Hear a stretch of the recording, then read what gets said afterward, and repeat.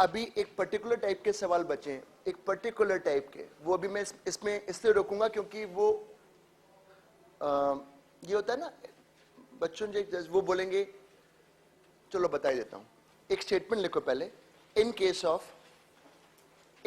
Of constant acceleration, अभी और चलो दो तीन और typical, in case of constant acceleration the distance traveled in the nth second, the distance traveled in the nth second, nth second, nth second, अब सुनो पहले, nth second का मतलब distance traveled in 4th second या distance traveled in 5th second या in 7th या फिर in 8th second।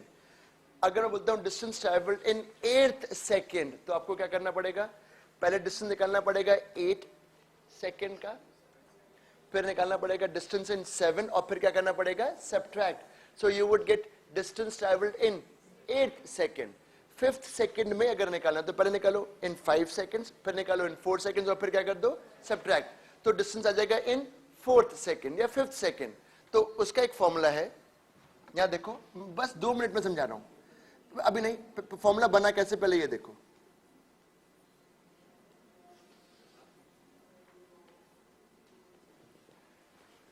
This is distance traveled in n seconds, n seconds. अब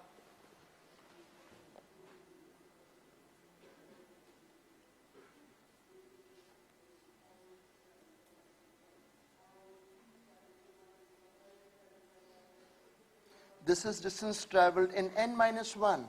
तो बच्चों अगर nth सेकेंड में चाहते हो तो इन दोनों में क्या करना पड़ेगा, subtraction, and you get like this।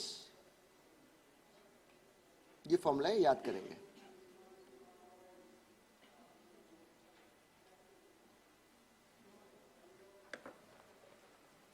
ये फॉर्मूला, इसको आप याद करोगे, you have to learn this formula। This is the distance in the nth second।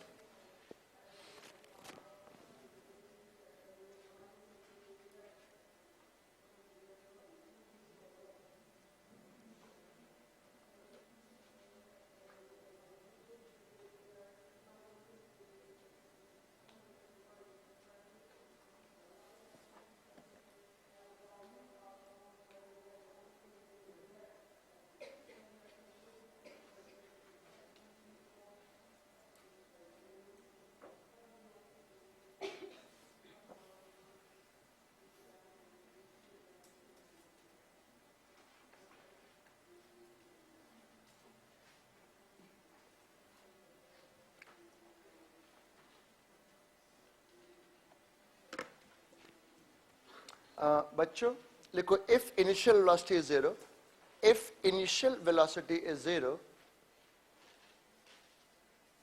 10 minute का डिस्कशन और करूंगा अभी। if initial velocity is 0 in case of constant acceleration, in case of constant acceleration, then the ratio of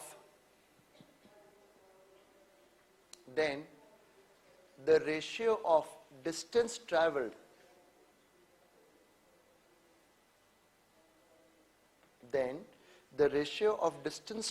in each second,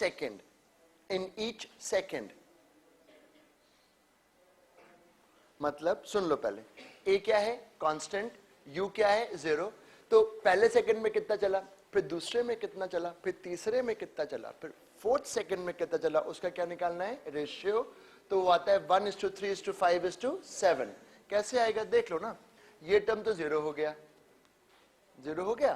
तो first second, जब यहाँ एक बार 1 डालो, 1 डालोगे ना फर्स्ट सेकंड में, तो यहाँ पूरा का टर्म 1 हो जाएगा। फिर दूसरा सेकंड डालोगे तो 3 हो जाएगा, और फिर तीसरा डालोगे तो यहाँ 5। तो रेशियो आएगा 1:3:5:7।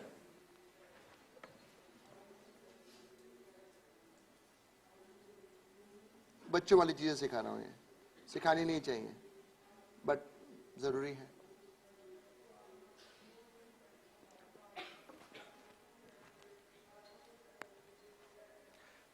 This can even be applied to gravity motion. लिखो लिखो लिखो. This can even be applied. This can even be applied to gravity motion provided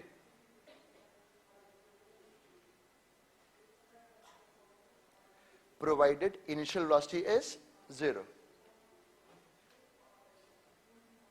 Provided initial velocity is 0. अब ग्रेविटी वाले मोशन में भी अगर इनिशियल वेलोसिटी 0 होगी तो रेशियो आएगा 1:3:5:7. और पहले सेकंड में वो 5 मीटर चलता है, पहले सेकंड में वो 5 चलेगा. कैसे सर, आपको कैसे पता चलता है कि 5 ही चला होगा? S is equal to gt square by 2. gt square by 2, t is equal to 1. तो कितना मीटर चला होगा? 5. तो पहले सेकंड में 5 चलेगा, फिर 15, फिर 25, फिर 35, 45, 55, 65. But ratio is coming out 1:3:5:7. तो ग्रेविटी वाले में भी ये एप्लीकेबल रहेगा रेशियो. और अगर डिस्टेंस के टर्म्स में बात करोगे ना बच्चों,